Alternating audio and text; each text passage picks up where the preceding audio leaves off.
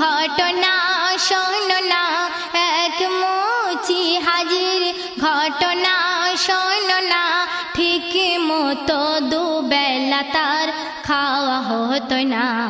সে কেমন ছিল দিওয়ানা, সে কেমন ছিল দিওয়ানা।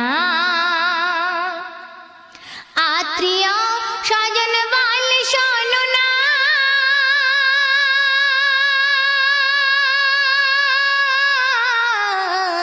কেন তুই ঠাকুর পূজা করিস না? মূর্তি পূজা, মূর্তি পূজা করলে